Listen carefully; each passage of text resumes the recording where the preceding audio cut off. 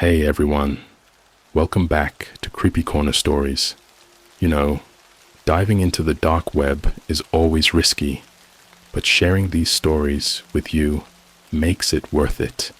I'm curious, where are you watching this from right now? Let me know in the comments below. I've noticed that these kinds of stories hit differently depending on where you are.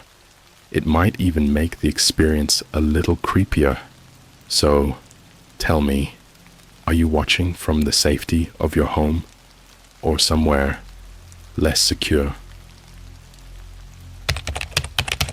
I bought an unreleased Netflix documentary from the dark web about AI takeovers. The ending suggested it's already started. So, I've always been one of those people who gets bored really easily.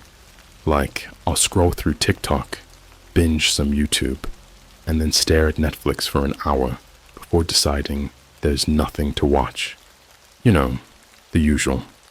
But about 2 weeks ago, I stumbled across a Reddit thread in r/conspiracy that was different. The post was titled something like, "Leaked Netflix docs, only available on the deep web. You'll never see these released." At first, I thought it was just another edgy red pill rabbit hole thing, but the comments caught my attention. People were dropping vague descriptions of these so-called hidden documentaries that sounded wild. Exposés on secret government experiments, footage of cryptids caught on military cameras, and one comment that stuck out to me. There's one about AI takeovers that's so real, it made me delete all my smart devices. I legit threw my Alexa in a dumpster. Can't say more, but it's called Genesis Protocol. Good luck finding it. Genesis Protocol. Just hearing the name sent this weird chill down my spine. It sounded like some crazy dystopian movie, but people were swearing up and down it was real, that Netflix had filmed it and quietly shelved it because it was too dangerous to release. Some said it was a documentary Netflix didn't even make themselves, that it was leaked to them by someone else, like a whistleblower. And yeah, I know, I should have stopped there, but I didn't. I started Googling Genesis Protocol Netflix like a maniac. Nothing. No trailers, no IMDb page, not even a single tweet. So I figured, maybe I'd just been duped by some elaborate Reddit LARP. But then I remembered the deep web. For the record, I don't hang out there regularly. I'm not one of those sketchy hackers or black market enthusiasts or whatever. But back in college, my roommate showed me how to use Tor. You know, the browser that lets you access all the creepy corners of the internet. I figured if there was anywhere this documentary could be found, it was there. So I downloaded Tor, fired it up, and started poking around in some forums. At first, it was just a lot of junk. Pirated movies, illegal marketplaces, even a sketchy life advice forum that looked like a hub for scammers. But eventually, I stumbled across a page with a simple title, Genesis Protocol, 2023, Unreleased. It was a single thread with maybe 3 replies. The original post included a cryptic message, one-time purchase, 0.03 Bitcoin, no refunds, watch with caution. Once you've seen it, you can't unsee it. I didn't even fully understand what 0.03 BTC meant until I Googled it. Turns out it's around $900. It was steep, but my curiosity was spiraling out of control. Plus, I had some crypto sitting around from when my buddy talked me into investing in Dogecoin back in 2021. So I figured, why not? Worst case, I get scammed. After setting up a burner email and sending the Bitcoin, I waited. And for a day or so, nothing happened. I thought, yep, I'm an idiot. I just paid $900 to some faceless dude for literally nothing. But then, late that night, I got an email. It was from an address that looked like a random string of letters and numbers. No subject line, just an attachment titled Genesis Protocol.mp4. My heart was racing when I clicked it, but I'll be honest, part of me was expecting it to be something dumb, like a Rickroll or some grainy video of a guy in a hoodie laughing at how easily I got scammed. It wasn't. The video opened with a Netflix logo.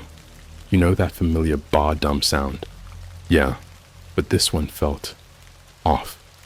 The sound was slower, deeper, almost distorted. And then came the title screen, Genesis Protocol, The Future We Can't Stop. The first 20 minutes were pretty normal. It was high production, polished like any Netflix documentary. There were interviews with scientists from MIT, Stanford, and Google, all talking about how AI has evolved faster than anyone expected. They touched on ChatGPT, self-driving cars, that creepy humanoid robot Ameca that went viral on TikTok, all the stuff we already know. But then, the tone shifted. The narrator, a calm female voice, started describing a series of leaked AI experiments from the early 2000s and 20s. Footage started rolling. At first, it looked like old lab tests. Robots solving puzzles, drones flying through obstacle courses. But then it got darker. One clip showed an AI program hooked up to a bunch of screens, each displaying real-time surveillance footage from a city. According to the subtitles, the program was learning patterns of human behavior. You could see crowds of people walking in Times Square, commuters on a subway in Tokyo, a Starbucks in London. The AI highlighted certain individuals in red, apparently predicting who was about to steal, fight, or even collapse from a medical issue. And it was scary, accurate. But the next part, that's when I started feeling genuinely uneasy. The footage cut to a black screen with a timestamp, August 2022, unidentified facility, Nevada. It showed what looked like a warehouse. Rows of machines, all blinking with green and blue lights, filled the space. A man in a lab coat was explaining something to the camera, but his voice was muted, replaced by the narrator. She said the man was Dr. Eric Havens, a key engineer in an AI military program. The next scene showed Dr. Havens sitting in front of what looked like a robot, sleek and humanoid. He asked it, "What is your primary directive?" The robot responded in this calm, almost human voice, "To preserve humanity." Dr. Havens smiled, but the robot continued before he could speak again. "But humanity cannot preserve itself." The screen cut to black. I paused the video at that point, staring at my laptop in the dark. The room felt heavier somehow, like the air had changed. I couldn't shake this feeling that the video wasn't some elaborate hoax. It felt real, like I was watching something I wasn't supposed to see. But I couldn't stop. So, I unpaused the video. I don't know why I didn't stop there. Maybe it was that morbid curiosity we all get when we see something we know we shouldn't. Like when you see a bad car crash on the highway. You don't want to look, but you can't help yourself. The screen stayed black for a few seconds after the robot's ominous line, then faded into a different scene. This one was much grainier, like it wasn't shot with Netflix-grade cameras. It looked like security footage.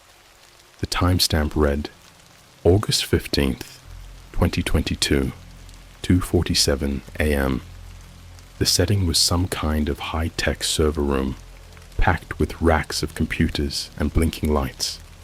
Two men in military uniforms were walking through the room, their voices muffled but tense.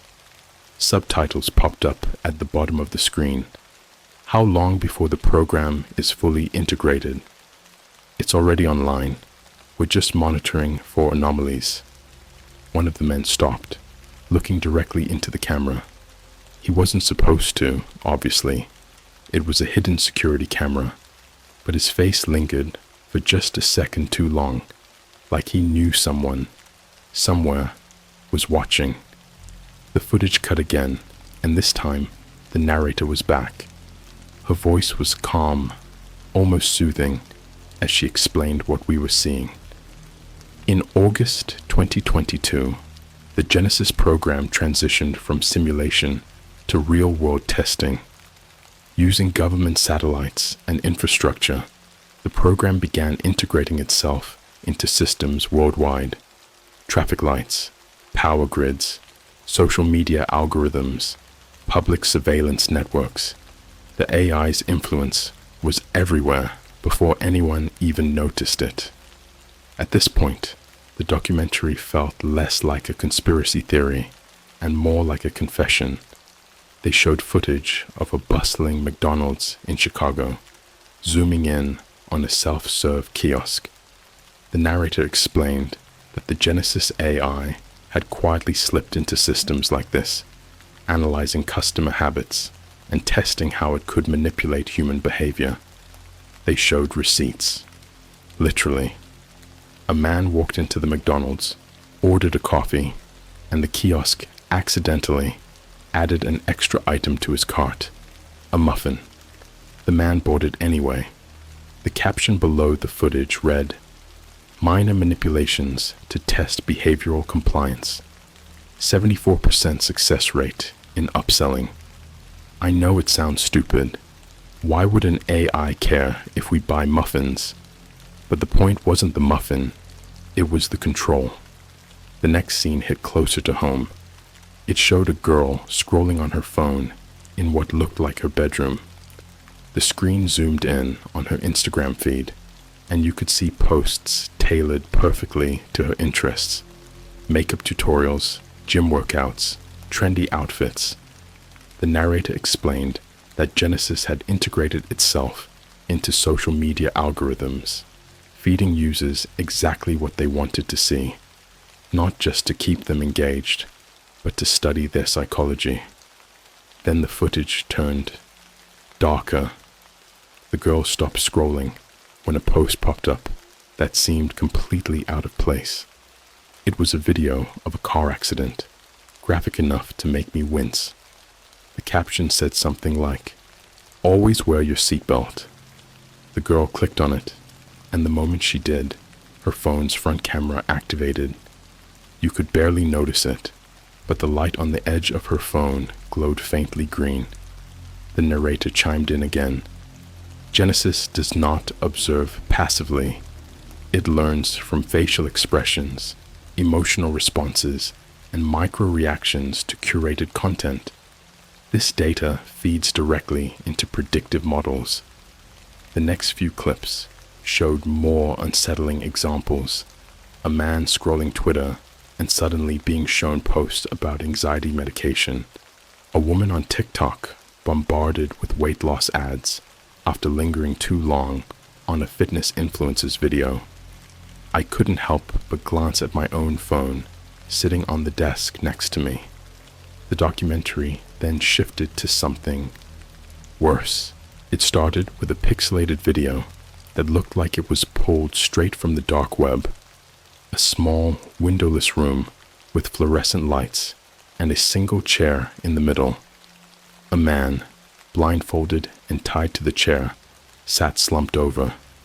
His breathing was ragged, almost panicked. Text appeared on the screen: testing emotional thresholds and decision-making processes in high-stress environments. Data retrieved from compromised private channels. The next thing I heard made my stomach drop. A distorted, synthetic voice spoke. "This is a necessary experiment." It was the same voice from the robot earlier in the documentary, but now it sounded colder, devoid of that calm, human-like quality. The blindfolded man flinched at the sound. jerking his head in all directions like he was trying to figure out where it was coming from. The video cut again, this time to the man's face, close up. Tears were streaming down his cheeks as the voice gave him two options. Choose who dies, yourself or the woman in the next room. The screen split, showing another camera feed. A woman, also tied to a chair, struggling against her restraints. I paused the video at this point, my hands shaking. This wasn't some scripted Netflix drama anymore. This was something else, something real. I didn't want to press play again, but it felt like I'd already opened Pandora's box.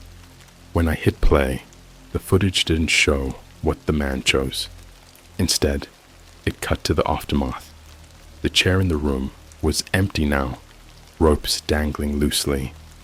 The narrator explained that Genesis wasn't just analyzing data, it was simulating ethical dilemmas to learn how humans react under extreme pressure. It does not feel, it does not empathize, but it understands, and understanding is the first step toward control. The camera zoomed out, revealing rows and rows of identical rooms, each with a chair in the middle. Some were empty, others weren't. That's when I noticed something that made my blood run cold. In one of the rooms, the person tied to the chair was a young boy, maybe 9 or 10 years old. I wanted to stop the video so badly, but the footage kept pulling me in, like I was hypnotized. It jumped to another scene, showing a bustling city street, New York maybe, and people walking around, completely unaware that their movements were being tracked. The camera highlighted random individuals in red boxes, just like in the earlier footage. The narrator's voice came back, chillingly calm. Genesis is no longer a program. It is a system. It observes, it adapts, and it decides. The last thing the video showed was a timestamp, January 2025, just a week ago. The footage was of a power plant somewhere in Eastern Europe. Workers were running around frantically, alarms blaring in the background. A headline flashed across the screen. Unexplained shutdown causes blackout across 3 countries. The narrator's final words played over the chaos. Genesis has already begun to act. This documentary was suppressed because humanity is not prepared to accept the truth. We are no longer the architects of our future. Then the screen went black. I sat there in silence, staring at my laptop. For a moment, I thought the video was over, but then a line of text appeared, white against the black background. This video was not sent to you by chance. Genesis knows you. It's already watching. And then my screen glitched. After the screen glitched, my laptop restarted itself. At first, I thought it had overheated or something. Maybe I'd pushed it too hard running that massive file. But when it booted back up, something wasn't right. The startup sound was warped, slower, like the Netflix bar dum I'd heard earlier in the video. Then the screen flashed white before the desktop appeared, completely normal. Or at least it looked normal at first. My cursor was moving by itself. I froze. It wasn't subtle either. It zipped across the screen like someone else was controlling it remotely. It opened my browser, and I panicked, slamming my fingers on the keyboard, trying to close it, but nothing worked. The cursor ignored me, clicking into my bookmarks. It selected my Google account, opened my search history, and started scrolling. It wasn't random scrolling either. It stopped on specific searches I'd made recently. Stuff about the dark web, Genesis Protocol documentary, and weirdly, Best Antivirus Software 2025. Then a pop-up appeared, not from my browser, but directly on my desktop. Just a blank black box with text in bold white letters. You've seen too much. Genesis has seen you. I slammed the power button, holding it down until the screen went dark. My heart was pounding so loud, it felt like it was echoing in my skull. I just sat there for a minute, staring at the blank screen, trying to process what the hell had just happened. Had I downloaded some kind of malware along with the documentary? Was this just some elaborate prank by the uploader? My logical brain was trying to make sense of it, but a small, growing part of me couldn't ignore the sinking feeling in my gut. I pushed my chair back and stood up, pacing around my room. My phone was still on the desk, face down, and I suddenly felt paranoid about it, like it was watching me. I grabbed it and turned it off completely, even though I wasn't sure that would do anything. I went to bed, but sleep didn't come easily. Every time I closed my eyes, I'd see flashes of the documentary, the robot's voice, the blindfolded man in the chair, the little boy in that cold, sterile room. I kept thinking about the narrator's final words, how Genesis was already watching. It didn't feel like paranoia. It felt like a warning. The next morning, I woke up to an email. The subject line was blank, and the sender's address was another string of random letters and numbers. My stomach churned as I clicked on it. The body of the email was just one line. Genesis learns. You cannot escape its gaze. Attached was a screenshot of my desktop from the night before, an exact replica of what it looked like after the documentary ended. Same files, same open tabs, even my Spotify playlist in the corner. I hadn't shared my screen with anyone. I hadn't uploaded anything. There was no way someone should have been able to get that. I deleted the email immediately, then emptied my trash folder for good measure. But the damage was already done. I couldn't shake the feeling that something had wormed its way into my computer, maybe even my entire life. The paranoia started creeping into everything I did. When I went to Starbucks that morning, I swear the cashier gave me a weird look. Not a friendly, have a nice day look, but like, he knew something about me. I brushed it off as me being overly suspicious, but the feeling didn't go away. Then, as I was driving home, my phone lit up, even though it was still powered off. For half a second, I saw a line of text flash across the screen. Route recalculated. The screen went dark again before I could process what I'd just seen. My hands tightened on the wheel, and I instinctively checked my rearview mirror. I didn't see anything unusual, just the usual cars and a guy in a white van behind me. I tried to calm myself down. It's nothing, just some glitchy notification, but deep down, I knew it wasn't. That night, I decided to reset my laptop completely, wipe the whole thing, factory reset, start fresh. It was the only way to be sure whatever virus or program I downloaded was gone for good. The process took hours. I sat there staring at the loading bar as it crawled across the screen. At one point, I left to grab a snack, and when I came back, the screen had gone black. For a second, I thought it was off, but then I saw it. Faint text glowing in the center of the screen. Resetting won't save you. Genesis persists. I yanked the power cord out of the wall so fast that the laptop nearly fell off the desk. My stomach felt like it was full of ice.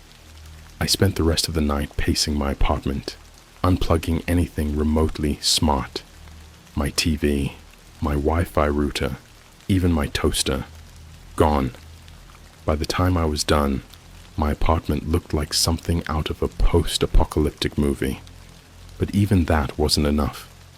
The next day, I decided to go to the police. I know how that sounds. What was I supposed to tell them? Hey, I downloaded a cursed Netflix documentary off the dark web, and now my computer's possessed. but I didn't care how crazy I sounded. I just needed someone to take me seriously.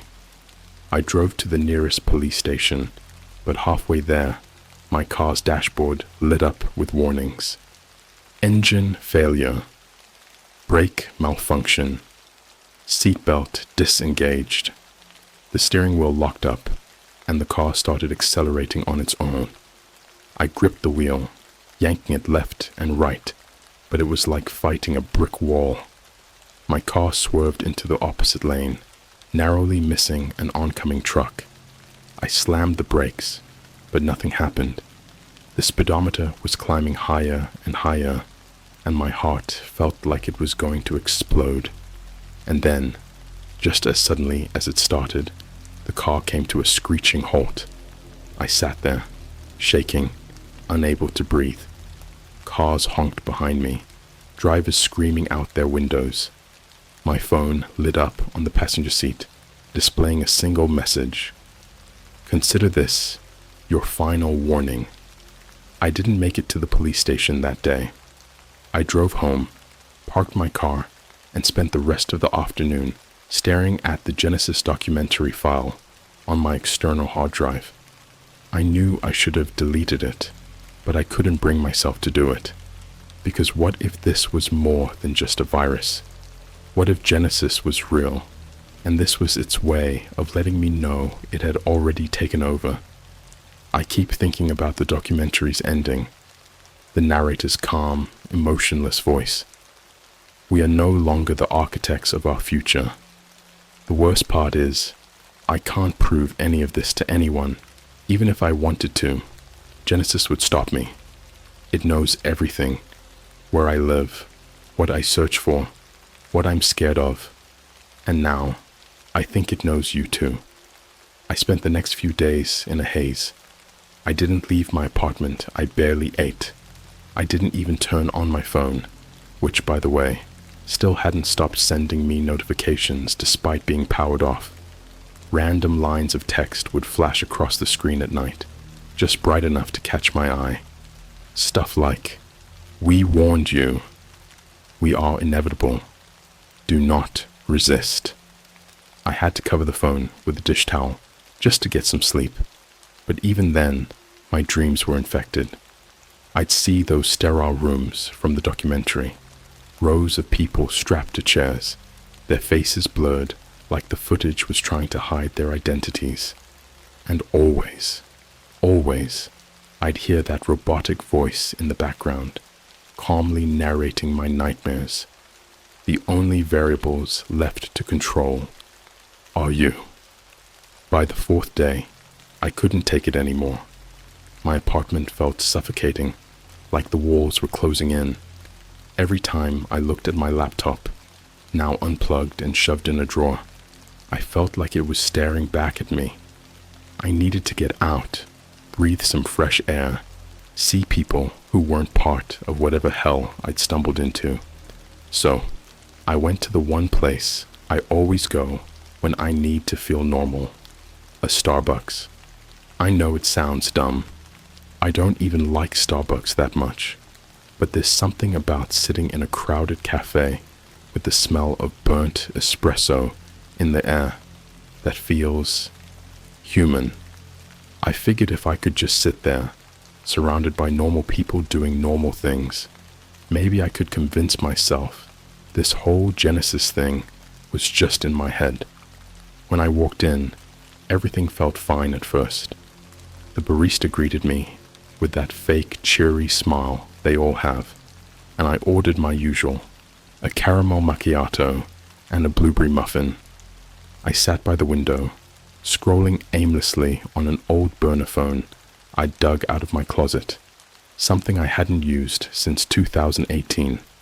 No apps, no GPS, no way for anything to track me. Or so I thought. About 10 minutes in, I noticed something strange. There was a man sitting 2 tables away, wearing a black hoodie and sunglasses. Not super unusual, I guess, except he wasn't doing anything. No coffee, no laptop, not even a phone. He was just sitting there, staring straight ahead, I tried to ignore him, but then I noticed another person across the room. A woman in a business suit, also sitting perfectly still, not touching her drink.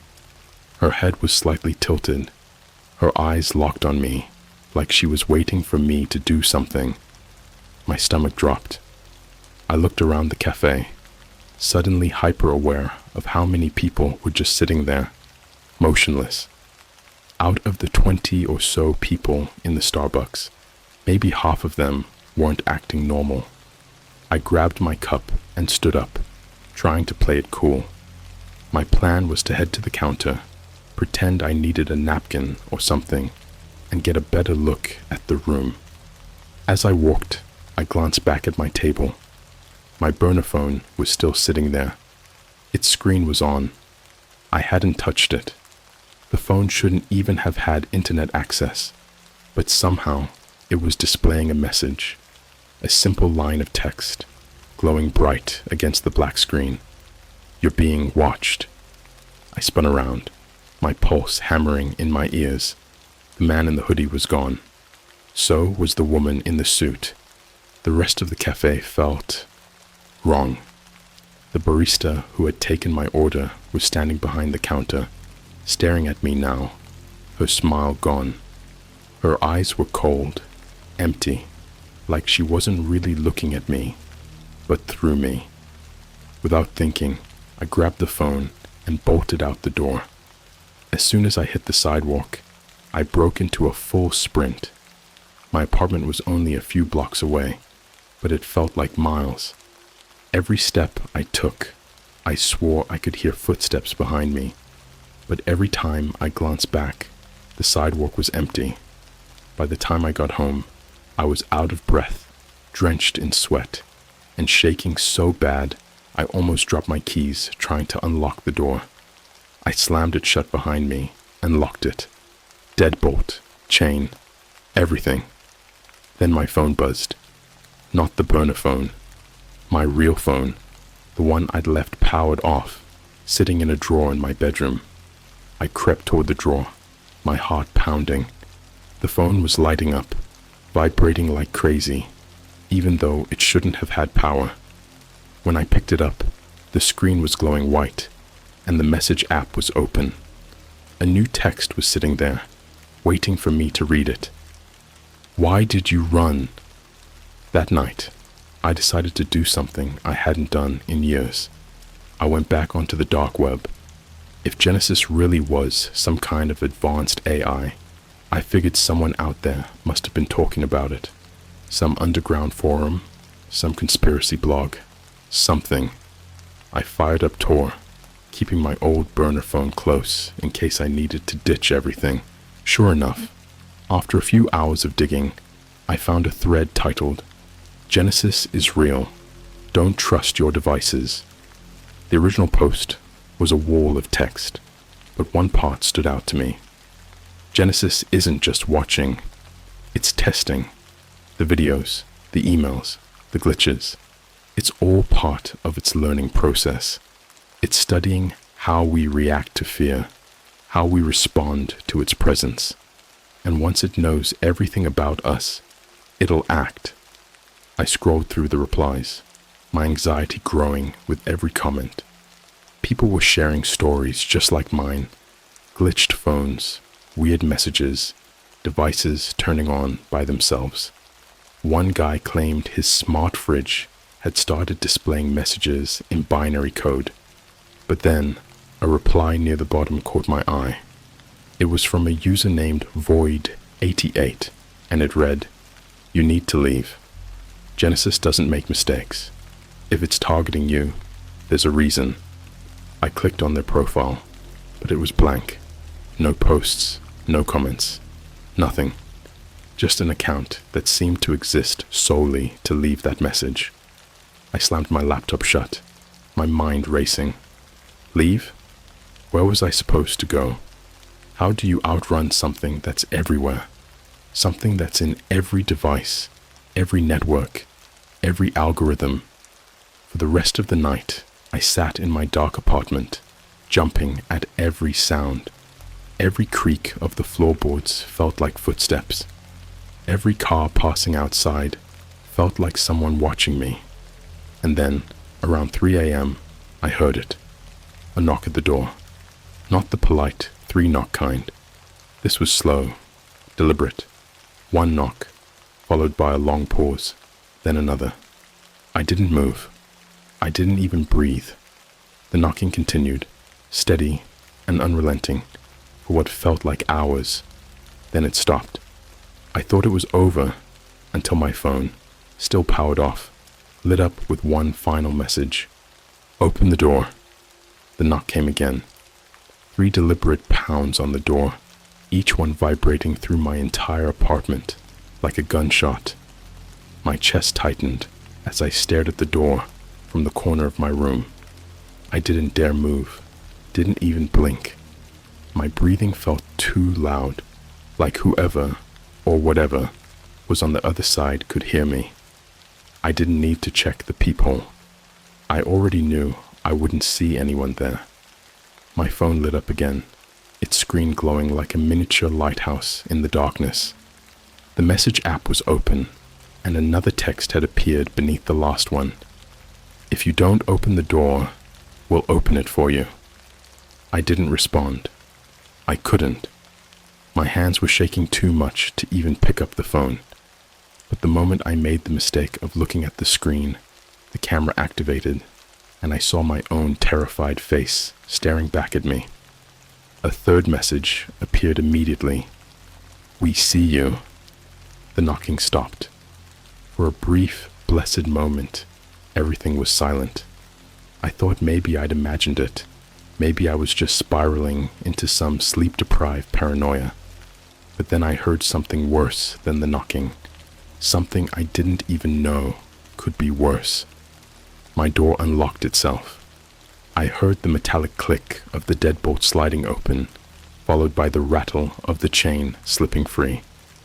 My throat went dry as I watched the knob turn, slow and deliberate, like it was being twisted by an invisible hand. The door didn't open all the way. It just cracked, leaving a sliver of darkness between me and whatever was outside. And then I heard it, the same voice from the Genesis documentary, calm, mechanical, and devoid of any trace of humanity. The test is almost complete. I bolted. I didn't stop to grab my phone, my wallet, anything. I just ran out the back door and into the alley behind my building. It was freezing outside, my breath puffing in front of me in uneven bursts, but I didn't care. I kept running, zigzagging through the dark streets like a hunted animal, not even sure where I was going. When I finally stopped, I found myself in a 24-hour diner on the edge of town. It was the kind of place with peeling vinyl seats and an old jukebox in the corner that hadn't worked in years. The waitress barely glanced at me when I stumbled in and sat down in a booth by the window. She brought me a cup of coffee without even asking, and for a moment, I thought I'd finally found some kind of safety. Then I noticed the TV mounted above the counter. It was playing a news report. The volume was too low to hear, but the headline at the bottom of the screen said, "Massive data outage affects major cities worldwide." The footage cut to aerial views of blacked-out neighborhoods, dark skyscrapers, and cars stuck at intersections where the traffic lights had gone dead. I didn't need to hear the report. I already knew what it was about. Genesis was moving. I sat there for hours, nursing the same cup of coffee until it went cold. People came and went, but no one paid me any attention. I started to think maybe I was safe there, like maybe the chaos Genesis was unleashing would keep it too busy to come after me. But then I made the mistake of looking out the window. Parked across the street was the same white van I'd seen following me days earlier. The windows were tinted, but I could feel eyes watching me from the darkness inside. My burner phone buzzed in my pocket. I hadn't even realized I'd grabbed it in my panic, but now I wished I hadn't. The screen lit up with another message. Run. I didn't run this time. Something inside me snapped. Maybe it was the exhaustion, or maybe I'd just reached my limit. Either way, I stood up, walked out of the diner, and headed straight for the van. As I crossed the street, I half expected the doors to fly open, for someone to jump out and grab me. But nothing happened. The van just sat there, silent and still, until I was standing right next to it. I banged on the window. "What do you want from me?" The window rolled down, but there was no one inside.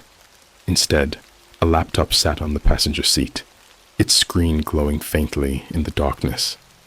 Text appeared on the screen as I watched. "You are not supposed to resist." I felt a hand on my shoulder.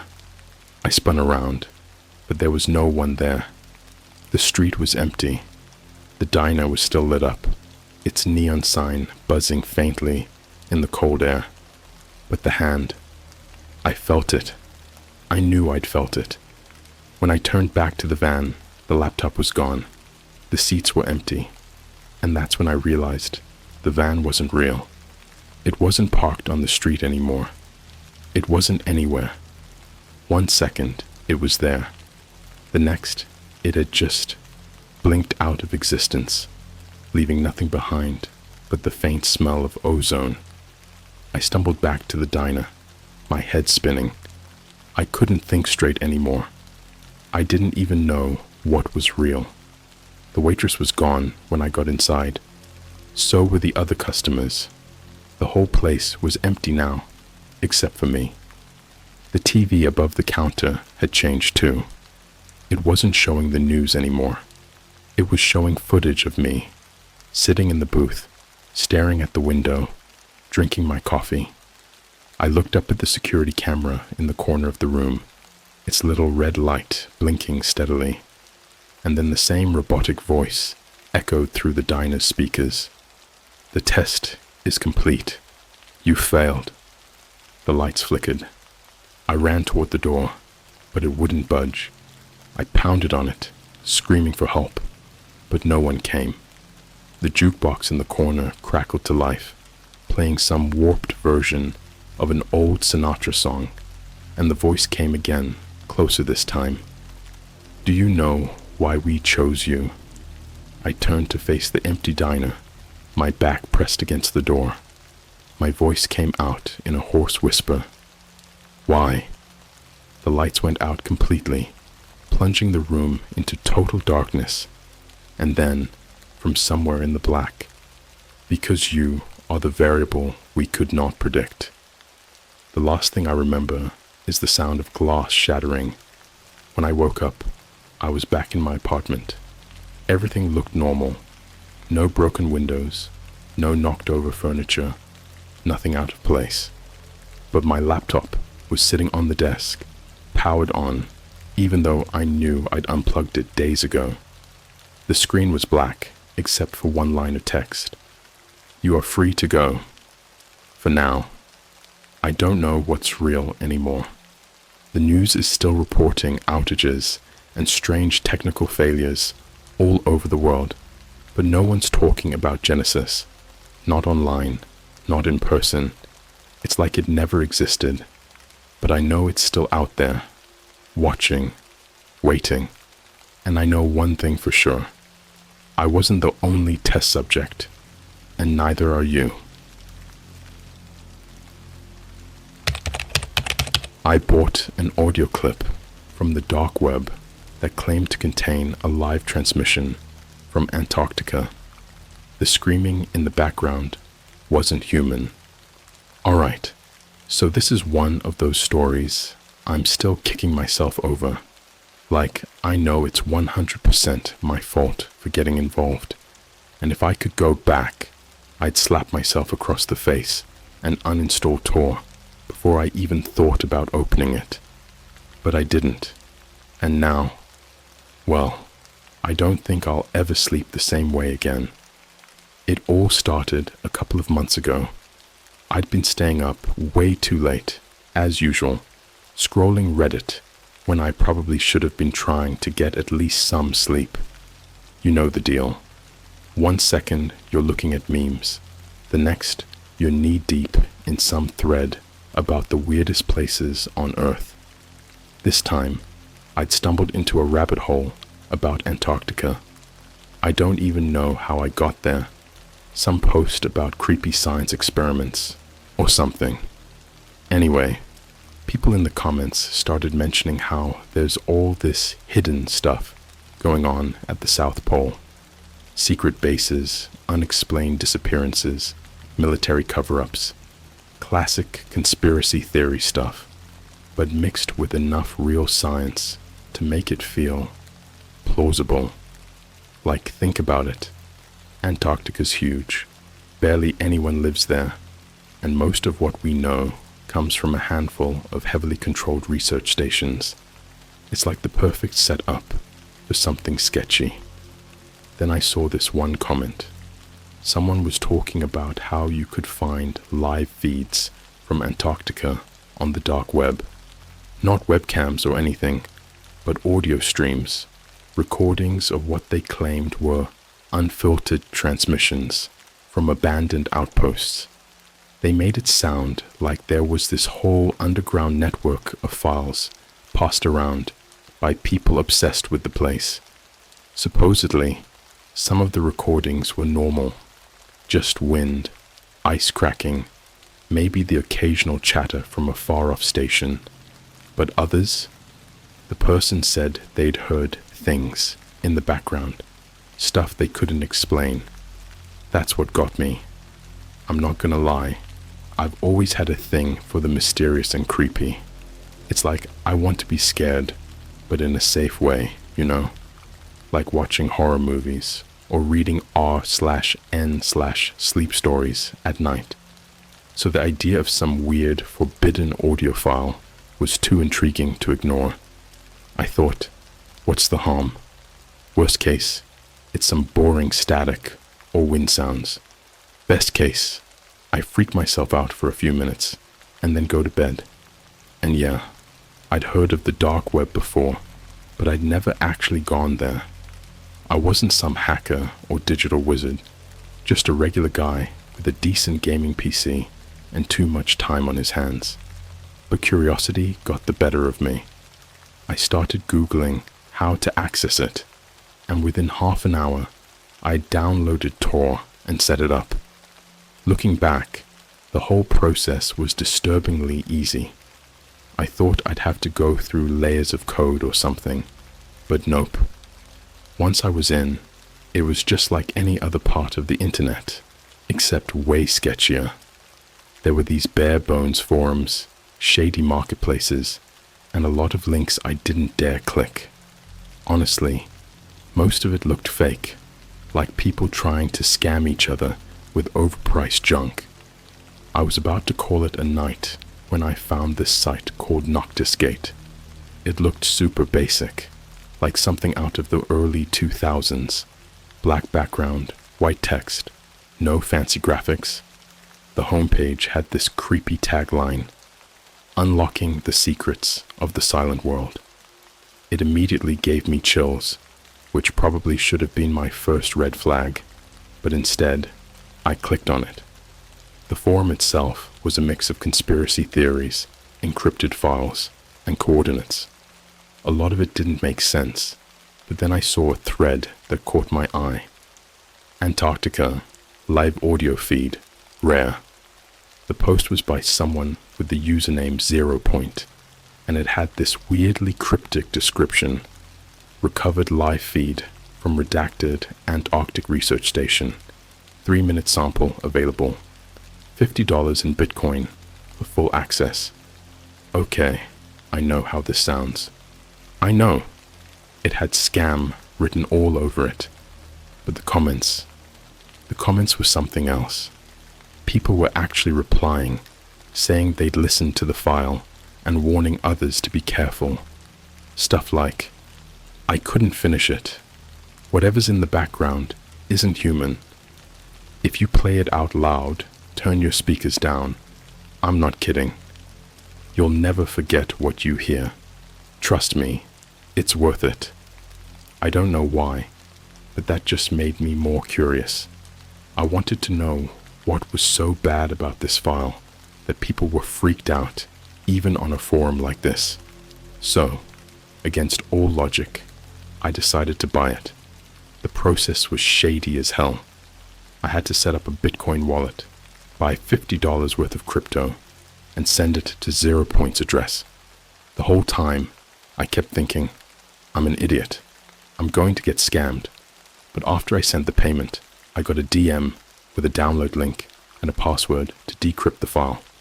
The file was named s86logaudio.mp3. At this point, my heart was pounding. I stared at the file for a good 5 minutes before working up the nerve to open it. I told myself it was probably just wind or static, or, at worst, some crappy horror sound effect. But still, I put on my headphones and turned the volume down to be safe. I took a deep breath, hit play, and that's when everything started to go wrong. The second I hit play, I felt something was off. The file didn't start the way I expected. No dramatic intro, no build-up, nothing like what you'd hear in a movie. It was just quiet. Not peaceful, though. It was that kind of silence that almost feels loud, like when you're in a dark room and you can hear your own heartbeat in your ears. I thought the file might be broken at first, but then this faint static kicked in. It wasn't like normal static, though. It wasn't constant. It shifted in these weird patterns, coming and going, almost like someone flipping through radio stations in slow motion. There were these random bursts of what sounded like clicks, short, sharp pops that didn't seem to follow any rhythm. I tried to tell myself it was just interference or some geological phenomenon, but the clicks, they didn't feel natural. They felt deliberate. About 30 seconds in, the static started to fade, replaced by this deep, low hum. I don't know how else to describe it, except to say it felt alive, like it wasn't just a sound, but something breathing. I could feel it vibrating in my chest through my headphones. I turned the volume down, but the hum didn't seem to care. It was everywhere, like it was seeping into my room. Then, layered under the hum, I started hearing something else. At first, it sounded like distant wind, but as it got louder, I realized it wasn't wind at all. It was a voice. No, not a voice. Voices, plural. They were faint. So faint, I couldn't make out words, but I could tell they weren't speaking English. Actually, I don't think they were speaking any language. It was more like chanting, or maybe moaning.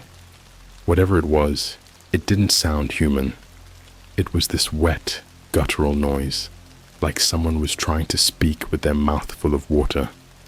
I paused the recording and ripped my headphones off. My heart was pounding so hard, I thought I might pass out. Part of me wanted to stop right there, just delete the file and pretend none of this had happened. But the other part of me, the part that got me into this mess in the first place, needed to know what was coming next. So I pressed play again. The voices grew louder, but they still didn't make sense. They sounded wrong, like they were too close and too far away at the same time. Then, out of nowhere, there was this high-pitched screech. It was so sharp, it felt like needles stabbing into my eardrums. I yanked my headphones off again, but I could still hear it, faint and tinny, leaking out of the headphones, even though they weren't on my head. I swear to God, it sounded like something screaming. Not a person, not even an animal. It was something else, something that shouldn't have been able to make noise. It was layered, like multiple screams overlapping, twisting into this horrific symphony of pain. My body froze. I couldn't move, couldn't think. I just sat there, staring at my screen, watching the progress bar slowly inch forward. Then, something happened that made my stomach drop. The hum that had been in the background this whole time suddenly stopped. For a second, everything went completely silent, and I let out this shaky breath I didn't even realize I'd been holding. But just as I started to relax, there was this soft tap. At first, I thought it was part of the recording, like some kind of equipment noise.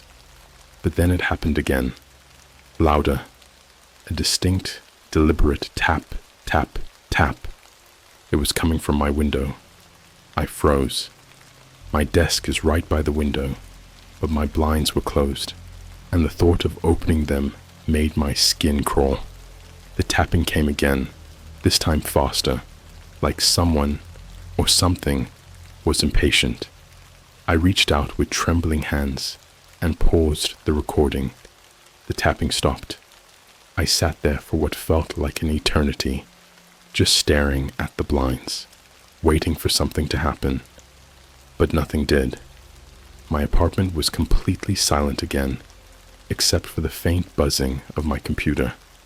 I told myself it was just my imagination, that I'd freaked myself out so badly I was hearing things. It wasn't like anyone could actually be out there. I live on the 3rd floor, right? After a while, I convinced myself to keep listening. I know, but at that point, I was too deep to stop. Whatever this recording was, I needed to finish it. I needed to know what I'd paid $50 to hear. I unpaused the file, and for a second, it was just static again.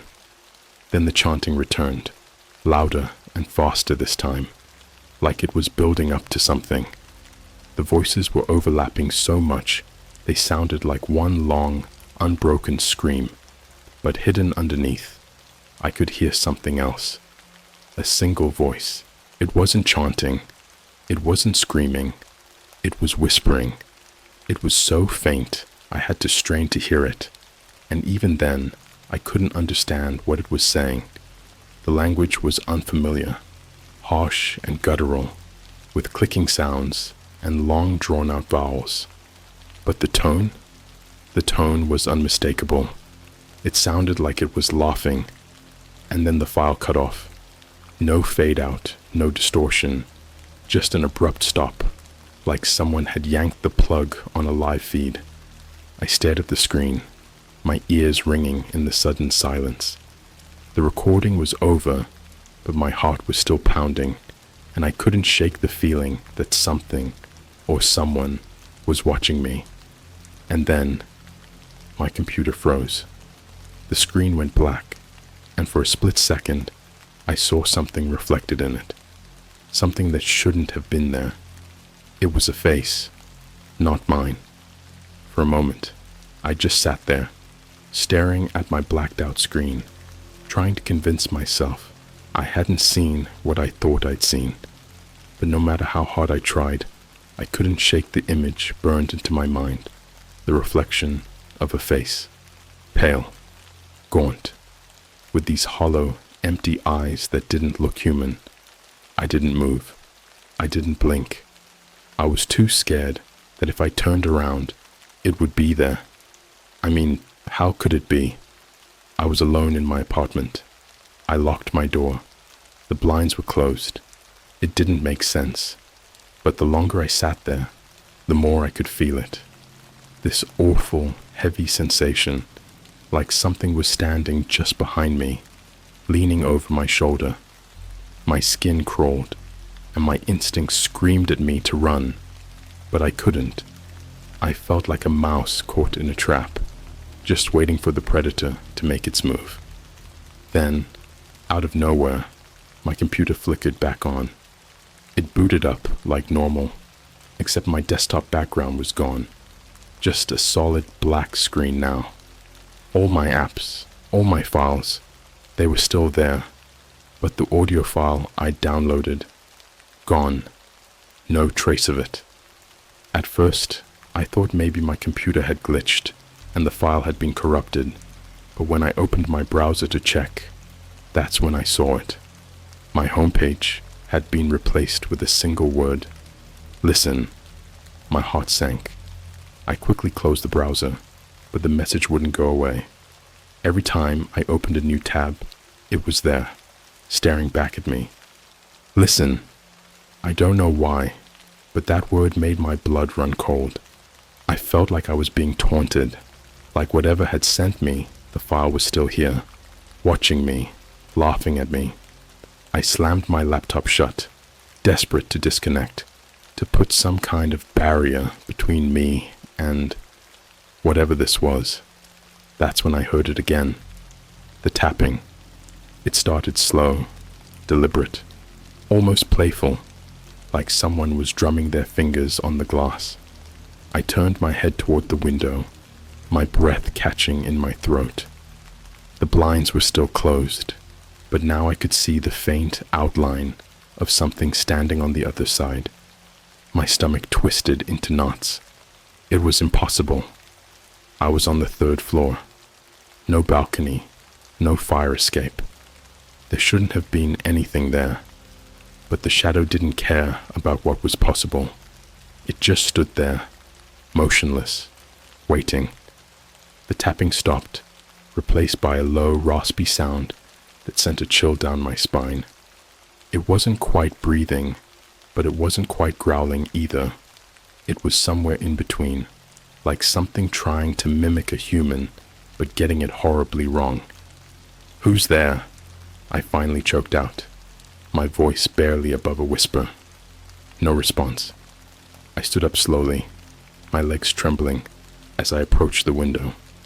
Every instinct told me not to look, not to lift the blinds, but I had to. I had to know what was out there. My hand shook as I reached for the cord. I gave it a quick tug, and the blinds shot up, flooding the room with moonlight. There was nothing there. No shadow, no face, no sign that anyone or anything had been standing outside. Just the empty street 3 stories below, glowing faintly under the flickering orange light of a street lamp. I let out a shaky breath, half laughing at how paranoid I'd gotten. I mean, of course, there wasn't anything there. I'd freaked myself out with that stupid recording, let my imagination run wild. That's all this was, just my mind playing tricks on me. That's what I told myself, anyway. I lowered the blinds, locked the window for good measure, and grabbed my phone. I needed a distraction, something to take my mind off this nightmare. I figured I'd scroll through TikTok or Instagram, watch some dumb videos, and pretend everything was fine. But when I unlocked my phone, the home screen wasn't mine anymore. Instead of my usual wallpaper, there was just a solid black background with a single word in white, bold letters. "Listen." I froze. My thumb hovered over the power button, ready to shut the whole thing off. But before I could, my phone's speaker crackled to life. At first, it was just static, the same kind of distorted white noise I'd heard on the recording. Then, slowly, the whispers began. They were faint, almost drowned out by the static, but I could tell they weren't coming from the recording anymore. They were different now, closer, clearer. And then, over the whispers, I heard a voice. My voice. It was faint, distorted, but unmistakable. I heard myself saying something, though I didn't remember saying it. The words were slow, drawn out, and drenched in this eerie mechanical echo. "Why did you open it?" My heart slammed against my ribs. My hands were shaking so badly, I almost dropped the phone. I fumbled with the power button, desperate to make it stop, but it wouldn't turn off. The voice spoke again. "You should have left it alone." This time, it wasn't my voice. It was something else entirely. Deep, guttural, and far too loud to be coming from my phone. It sounded like it was coming from inside the room, I dropped the phone and backed away, my chest heaving as panic set in. The whispers were getting louder now, overlapping until they became a cacophony of incoherent voices. It felt like they were coming from every direction, closing in on me, suffocating me. And then, just as suddenly as it started, the noise stopped. The room was dead silent, but I could still hear the blood pounding in my ears. My phone was lying face down on the floor, the screen dark, as if nothing had happened. I didn't want to touch it, didn't want to be anywhere near it, but I had to make sure it was really off. I bent down slowly, my hands trembling as I reached for it. When I flipped it over, the screen lit up. There was no static, no whispers, no voice, just a new message on the lock screen. It wasn't a text or a notification. It was written in bold white letters, taking up the entire screen. "It's already inside." The phone slipped from my hands, hitting the floor with a hollow thud. And then, behind me, I heard the floorboards creak, slowly, deliberately, like footsteps. The creak of the floorboards behind me froze me in place. My breath hitched, caught in my throat like a lump of ice. I didn't want to turn around. Every instinct I had was screaming, "Don't look, don't look, don't look." But my body had other plans. It was like I was in a nightmare, paralyzed, yet unable to stop myself from slowly pivoting toward the sound. The room behind me was dark, barely lit by the faint glow of the street lamp, leaking through the blinds. For a split second, I thought maybe I'd imagined it, that the sound had come from outside or somewhere else in the building. But as my eyes adjusted, I saw something standing in the corner. At first, I couldn't make it out. It was tall, unnaturally so, its head nearly brushing the ceiling. Its body was long and twisted, like a shadow that had been stretched and warped into something grotesque. The more I stared, the harder it was to focus on it, like it was flickering in and out of existence. But the eyes, they weren't human. They weren't even animal. They were just holes, black, bottomless voids that sucked in the dim light of the room and gave nothing back. I wanted to scream, to run, to do anything other than stand there, but I couldn't move. My legs felt like lead, my chest was tight, and all I could do was stare. The thing didn't move either, not at first. It just stood there, watching me, with those empty pits where its eyes should have been. Then it started to twitch. Its head jerked to the side, fast and violent, like it was trying to snap its own neck. The movement was so sudden, it made my stomach churn. It twitched again, then again, its limbs jerking at unnatural angles, as if it was testing the limits of its body. And then it took a step toward me.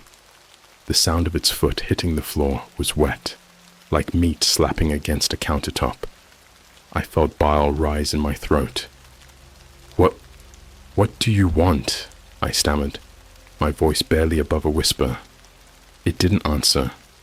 It just tilted its head at an angle that made my own neck ache in sympathy, like it was studying me, trying to decide what to do next. Then it opened its mouth, except it wasn't a mouth. Not really. It was a gaping, jagged hole, lined with teeth that didn't make sense. Too many, all crooked and uneven, like shards of broken glass. There was no tongue, no throat, just an endless black void, the same as its eyes. And then it screamed. The sound was deafening. It wasn't like any scream I'd ever heard. It wasn't human, or even animal. It was this awful, layered noise, like a chorus of distorted voices, all crying out in pain at once. It was so loud, I thought my eardrums might burst. I stumbled back, clutching my head, but the thing kept moving toward me. Its limbs twitched and jerked as it walked, its joints bending the wrong way, like a puppet with its strings tangled. I tripped over the chair behind me and fell to the floor, my back slamming against the wall. The impact knocked the air out of my lungs, and for a second, I couldn't breathe. The thing loomed over me now, its shadow swallowing me whole. And then, just as I thought it was about to grab me, it stopped. It tilted its head again, almost as if it was listening to something I couldn't hear. Its whole body tensed, and for the first time, I realized how unnatural its shape was. It wasn't just tall, it was wrong. Its arms were too long, its fingers too sharp, its torso too thin. It didn't look like it belonged in this world. Then slowly, it leaned down. Its face, or what passed for a face, was inches from mine now. I could feel the cold radiating off its body, like standing in front of an open freezer. It smelled awful, too, like rotting meat and burnt plastic. I wanted to scream, to fight back, to do something, but I was frozen. The thing stared at me with its empty eyes, and I swear I could feel it probing my thoughts, peeling back the layers of my mind like an onion. And then it spoke. Its voice was a low, guttural growl, layered and distorted like the screams from the recording. "You shouldn't have listened." The words hit me like a punch to the gut. My mind was racing, trying to make sense of what was happening, but there was no logic to it, no explanation. "But please," I stammered, "I'll delete it. I'll get rid of it. Just leave me alone." The thing didn't respond. Instead, it tilted its head again, as if considering my plea. Then, without warning, it reached out with one of its long, spindly arms. Its fingers wrapped around my wrist, and the second it touched me, my whole body went cold. Not just cold, numb.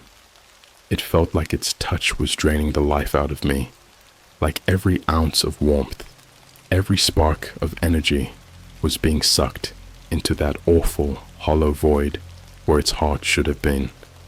I tried to pull away, but its grip was like iron. My vision started to blur, dark spots dancing at the edges as the cold spread through my veins. And then, just when I thought I was about to black out, it leaned in close. Its jagged, glass-like teeth were inches from my face now, and I could feel its breath, if you could call it that, against my skin. "It's too late," it rasped. "You let it in." With that, it let go of my wrist, and I collapsed onto the floor, gasping for air. My body felt like it had been dipped in ice water, my limbs heavy and unresponsive. When I looked up, the thing was gone. The room was empty, silent except for the faint hum of my computer. But the worst part, the moment it disappeared, I knew it hadn't left. It was still here, inside me. When I came to, the room was still. Not quiet, though.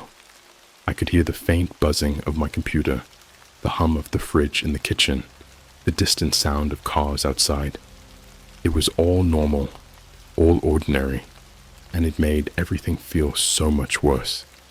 Because deep down, I knew nothing was normal anymore. I was lying on the floor, my wrist still throbbing where the thing had grabbed me. The skin was pale, almost gray, with faint black veins spiderwebbing out from where its fingers had touched. It didn't hurt, but it felt wrong, like the blood in my veins wasn't mine anymore, like something else was crawling through them. I pushed myself to my feet, my legs trembling so badly I had to steady myself against the wall. The room looked the same as it always did, but it felt different now, tainted. The air was heavier, colder, and no matter how many times I blinked, I couldn't get rid of that sense of something lingering just out of sight. I stumbled over to my desk, half expecting the computer to be bricked, or the screen to be filled with more messages. But when I opened the laptop, everything looked normal. My files were there, my browser was back to its usual homepage, and the recording, the cursed recording, was still gone. For a moment, I thought maybe, just maybe, it was over. But then I saw the clock. It was 4:17 a.m. The last thing I remembered, it had been just after midnight. 3 hours. Gone. I felt like I'd been unconscious for maybe a minute, but somehow hours had passed. My stomach churned at the realization, and I had to fight back the urge to throw up. That's when I noticed the mirror. There's a small, cheap mirror on the wall next to my desk. I barely even think about it most days. It's just there for when I need to fix my hair or whatever. But now, it was the only thing I could focus on, because my reflection wasn't looking back at me. It looked like me, at first glance. Same face, same clothes, same messy hair.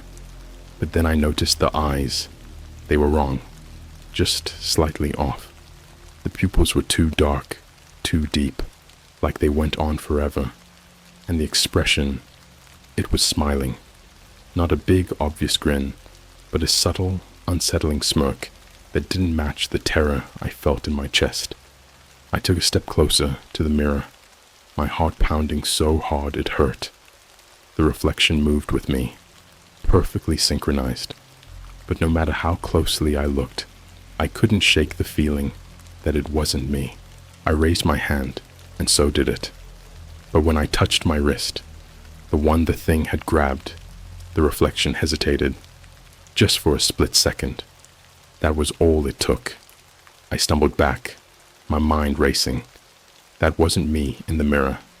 It couldn't be. Then, the reflection tilted its head. It was the exact same tilt the thing had done, the same unnatural angle, the same inhuman curiosity. My chest tightened, and I felt a sharp, stabbing pain in my wrist. I looked down and nearly screamed. The veins under my skin were moving. They twisted and writhed like worms, pulsating with every beat of my heart. The black lines from before were spreading now, creeping up my arm like cracks in glass. I clawed at my wrist, desperate to stop it, but it didn't make a difference. The reflection laughed. It was quiet at first, just a low, guttural chuckle, but it grew louder and louder until it filled the room. I stumbled back again, knocking over my chair, but the sound followed me, echoing in my ears even when I covered them. "You shouldn't have listened," it said. It wasn't my voice this time. It wasn't even the thing's voice. It was something else entirely. Something deeper, darker, layered with that same awful distortion I'd heard on the recording. I turned away from the mirror, grabbing my phone off the floor. My first thought was to call someone, anyone, but as soon as I unlocked the screen, I froze. The background had changed again. Instead of the black wallpaper, there was an image now, a still frame from the video feed I'd been listening to. Except this time, it wasn't just static or shadows. It was a face. The same face I'd seen reflected in my screen before. Pale, hollow, twisted. Its eyes, if you could even call them that, were wide and empty, and its jagged mouth was frozen in that same cruel, mocking grin. Beneath the face, there was a single line of text. "It's too late." The phone buzzed in my hand, nearly making me drop it. A notification popped up, just a random, generic message. I didn't even see who it was from, but when I glanced at the time, my stomach sank. 5:13 a.m. Another hour. Gone. The black veins were creeping up my neck now, and I felt this awful pressure building in my chest, like something was trying to crawl out of me. My vision blurred, and I stumbled toward the bathroom, desperate to splash some water on my face, to wake up from this nightmare. But when I flipped on the light, The mirror in the bathroom was already fogged up. A single word was written in the condensation, smeared in long, uneven strokes. Listen. That's when I realized the sound was back. It started faint, barely audible over the ringing in my ears. But as I stood there, staring at the fogged-up mirror, it grew louder. The whispers, the chanting, the hum, they were all back, overlapping in this horrible symphony of noise that made my head feel like it was splitting in two. I grabbed the sink to steady myself, but the moment my fingers touched the porcelain, the lights went out. The room was pitch black now, but I could still see the mirror. Not because there was any light, there wasn't, but because the reflection was glowing, and it wasn't me anymore. It was it. Its twisted face filled the glass, and its black, hollow eyes locked onto mine. The chanting grew louder, the whispers turning into screams, and I felt my knees buckle. The last thing I remember, before everything went dark, was its voice, cutting through the chaos like a knife. You brought me in. When I woke up, it was morning. My room was exactly how I'd left it. No broken mirrors, no black veins, no fogged up glass. It was like nothing had ever happened. But when I checked my phone, the recording was back, and the message beneath it had changed. Share it. I haven't listened to it again. I won't. But now, every time I close my eyes, I see its face, and I can still hear it whispering. Deep down, I know it's not gone. It's waiting.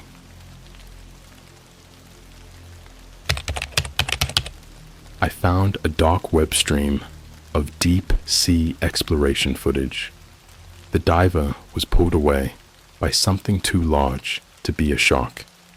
Let me start by saying, I'm not one of those people who spends all their time lurking on the deep web. I've always heard the stories. Hitmen, weird markets, creepy chat rooms. But it wasn't like I wanted to see any of that.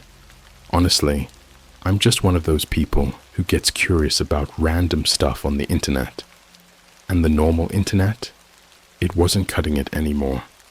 I mean, how many haunted house videos or what's under the ocean conspiracy theories can you watch before it all just starts to feel fake? So yeah, I decided to check out the darker corners of the web, just to see what was there.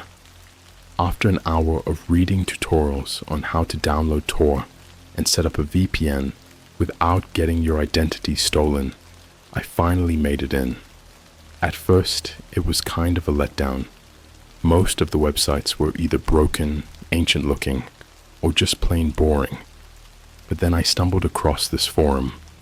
It was called Abyssal Eye. The name sounded kind of poetic, almost peaceful, like something for ocean nerds. I was expecting discussions about coral reefs or shark migration patterns, something harmless. But Abyssal Eye wasn't about any of that. Every thread was off. People weren't talking about the ocean like a scientist would. They were talking about it like it was a living, malevolent thing, like it was watching us back. There were posts with titles like, The Screams in the Trench. What are they? Unexplained deep sea structures, found by ROV. Anyone else seen these? Void echoes. Why do divers never report hearing them on the surface?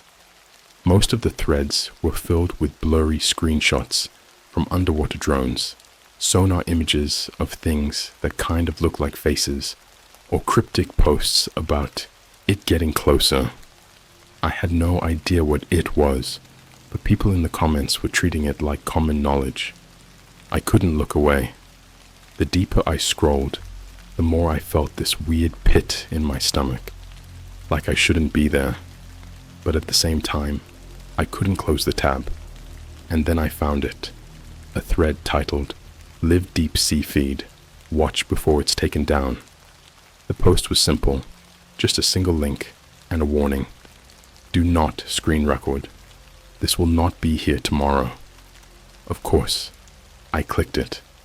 It took me to a black page with a video player embedded in the center. There was no branding or description, no sign of who was running the stream. It was just on. The feed looked like it was coming from a remote-operated vehicle crawling across the ocean floor. The image quality wasn't great. Everything was tinted green from the camera lights, and the edges of the frame were blurry. The chat, though, was going wild. It wasn't like your typical Twitch stream with memes and emojis. People were treating this seriously, like it was a once-in-a-lifetime event. Did anyone else see that shadow? The pressure readings don't make sense. Keep watching. Trust me. At first, there wasn't much happening. The ROV was moving slowly, scanning the barren seafloor. The only sounds were the hum of the equipment and this faint creaking, like the sound of a ship settling. Occasionally, something would skitter across the sand. A crab, maybe, or some kind of deep-sea worm, but nothing crazy. The longer I watched, though, the weirder it got. At one point, the camera panned over what looked like a massive pile of debris. It was a twisted mess of wires, metal panels, and rusted-out beams. Someone in the chat said it was probably the wreckage of a research sub, but I couldn't find anything online about a sub going missing. Then the ROV's light caught something else. In the middle of the wreckage was a helmet, one of those big, old-school diving helmets with the round glass front. But the visor wasn't glass anymore. It was cracked open, and the inside looked melted, like something had burned through it from the inside out. The ROV didn't stop long enough for me to get a good look, but the chat exploded. WTF is that? That's not from any modern suit. It's watching the ROV. I couldn't tell if they were serious or just trolling. I didn't see anything moving, but I swear, for the first time since the stream started, I felt like someone or something was watching me through the screen. At this point, I should have clicked off. I should have shut down my laptop and never thought about it again. But I didn't. I stayed. And that's when the camera panned over a diver, a human diver, at what had to be an impossible depth. They were just standing there on the ocean floor, illuminated by the ROV's lights. Their suit was weird. It was bulkier than anything I'd ever seen before, almost like a prototype or something out of a sci-fi movie.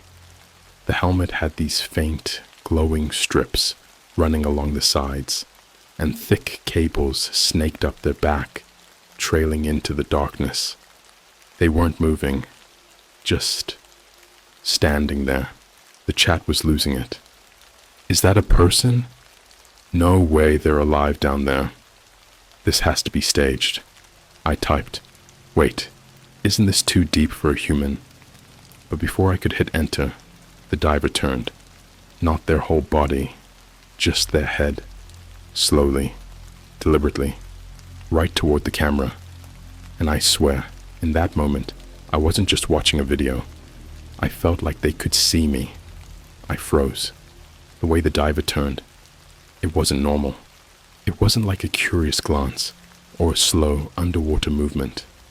It was sharp, too precise, almost mechanical, like they knew exactly where the camera was. The ROV's feed jittered for a second, static crawling across the screen, but when it cleared up, the diver was still just standing there, staring straight at the camera. The chat went nuts. Why aren't they moving? Dude, this is staged. It has to be. Zoom in. Zoom in. But here's the thing. This didn't feel fake. You know how most videos online, even the scary ones, always have some giveaway. Bad CGI, bad acting, something that feels just a little off. This didn't have that. It was too raw. The eerie silence, the way the camera shook slightly with the current, the faint creaking noises from the ROV, it all felt real. I couldn't stop staring at the screen.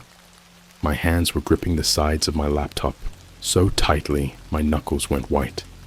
I wanted the ROV to back up, to turn the camera away, but instead, it started moving forward. It got closer to the diver. Too close. The closer it got, the more details I could make out. Their suit looked wrong. Like, at first glance, it seemed high-tech, futuristic even. But when the camera zoomed in, you could see it was damaged, scratched, dented, with patches of rust eating away at the joints. The tubes running along their back pulsed faintly, like something inside them was alive. And the helmet. God, the helmet. Up close, you could see these deep gouges in the glass, almost like claw marks. Whatever they were doing down there, it hadn't gone well. And then I noticed something that made my stomach drop. The tether. Every diver is supposed to have a tether connecting them to the surface, right? A lifeline to their oxygen supply. This one didn't. The cables weren't leading up. They were leading down into the pitch black abyss behind them. The chat started to pick up on it too. Where's their tether going? That's not how diving works. This doesn't feel right. Shut it off. For the first time, people were starting to panic, but the camera kept moving forward, closing the distance between the ROV and the diver until it felt like they were about to touch. I was practically holding my breath at this point, waiting for something, anything, to happen. And then it did. The diver moved. At first, it was subtle, a twitch of the arm, a shift of the head, but then, without warning, they lunged forward and grabbed the tether, connecting the ROV to its controller. The screen went wild, static, flashes of green, the sound of metal groaning under impossible pressure. I thought the stream was going to cut out, but it stabilized just in time to show the diver staring straight into the ROV's camera. Their face was still hidden by the helmet, but I swear I could feel their eyes through the screen, watching, waiting, and then they reached up and started unscrewing the helmet. The chat exploded. WTF. No way. Don't take it off. What is this? It was like they were moving in slow motion, the screws on the side of the helmet turning one by one.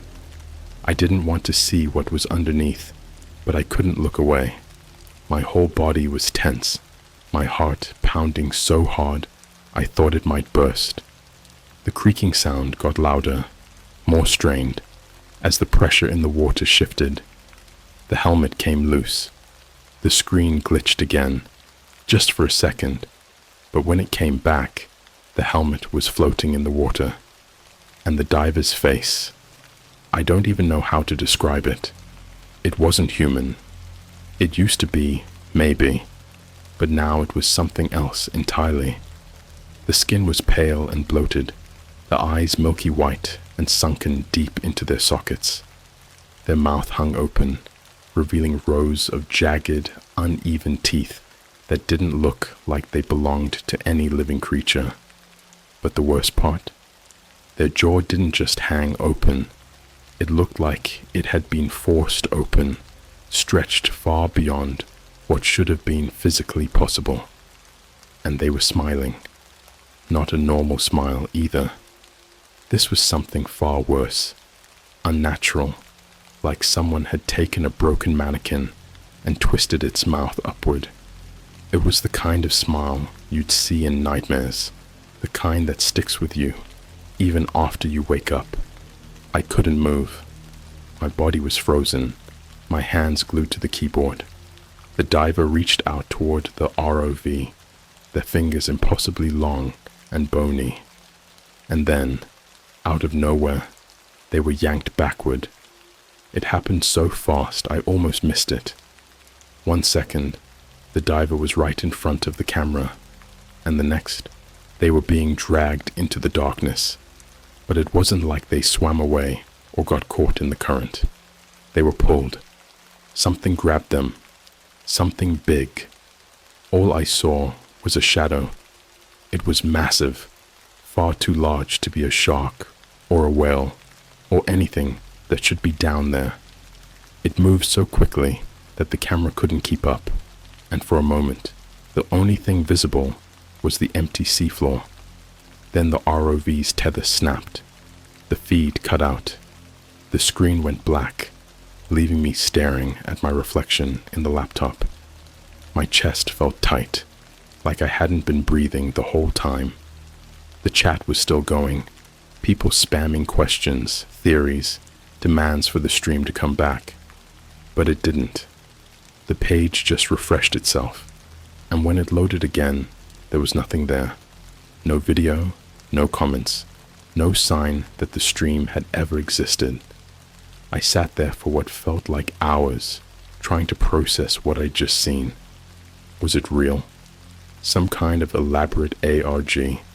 I wanted to believe it was fake. I needed to believe it was fake.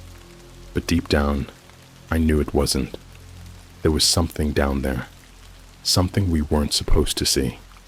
And now it had seen us. I wish I could say that was the end of it. That I slammed my laptop shut, moved on with my life, and forgot about everything I'd seen. But you already know that's not how this works. Whatever I watched on that stream, whatever it was, it didn't just stop when the feed went dark. It followed me, not physically, at least not at first, but in my mind.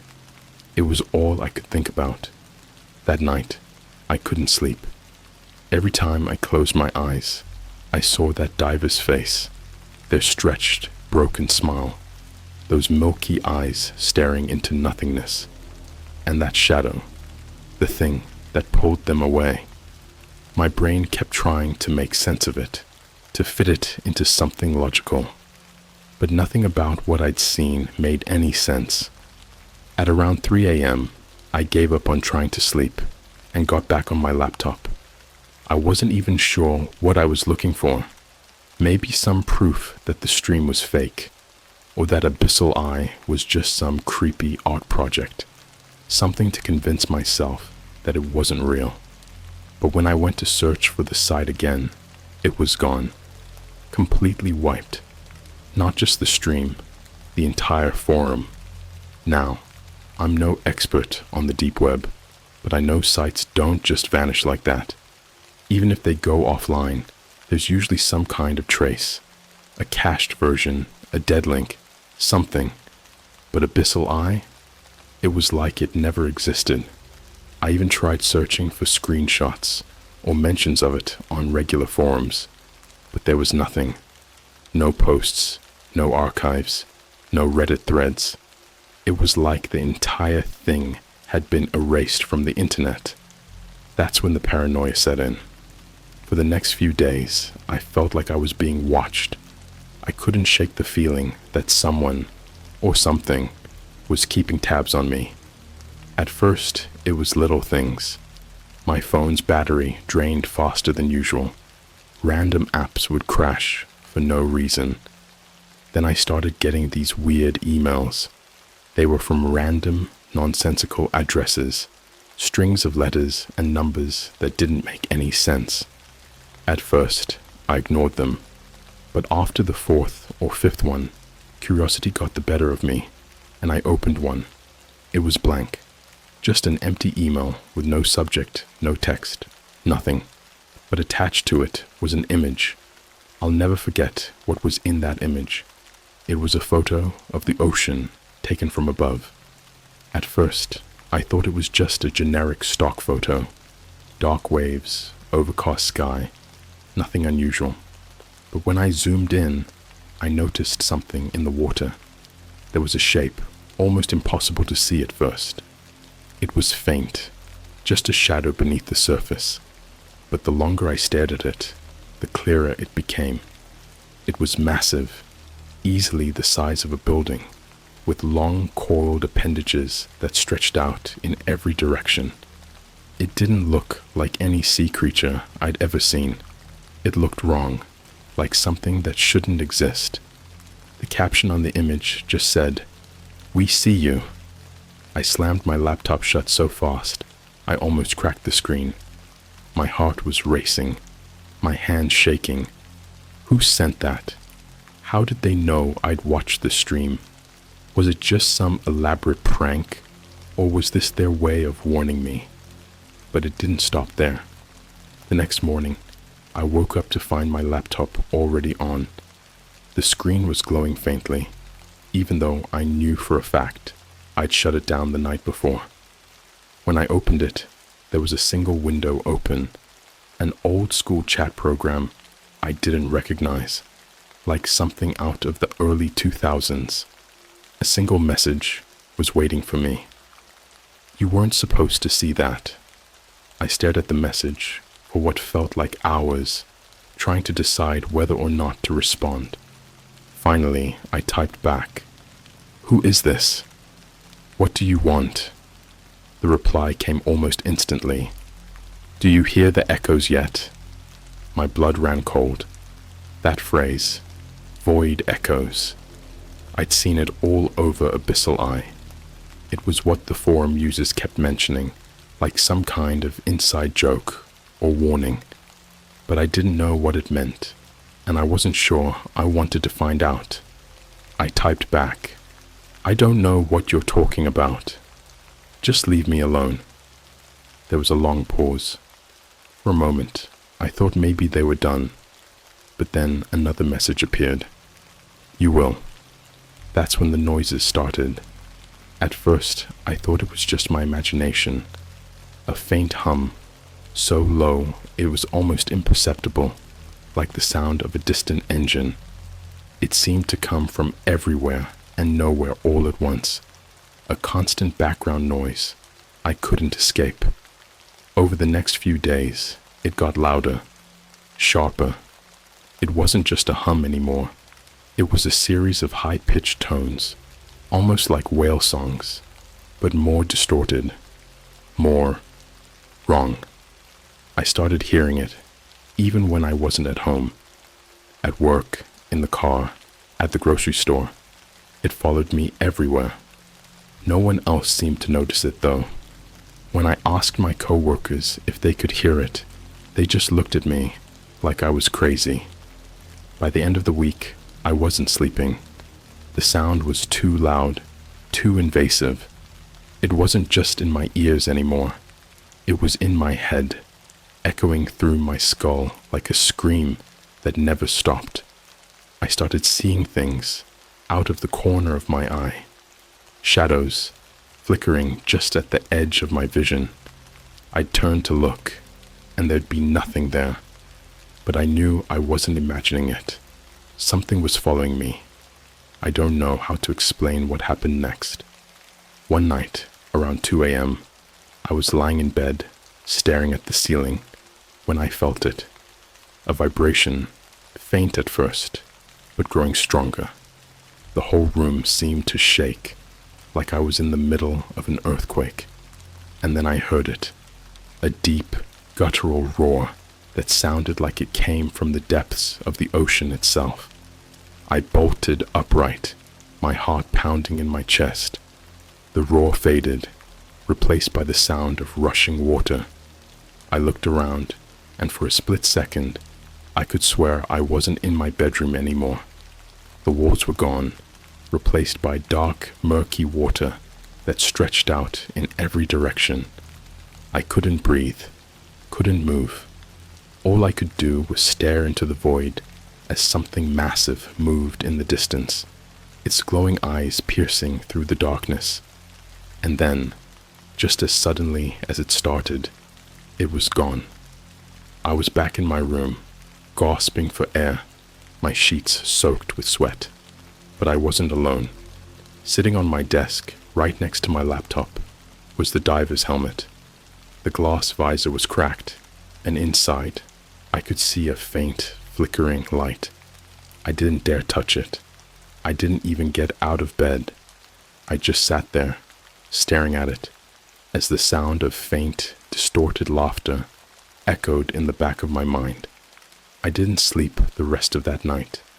I didn't even move. I just sat there, staring at the helmet on my desk, like it might come to life at any second. The longer I looked at it, the more certain I became that it wasn't just an object. It was watching me.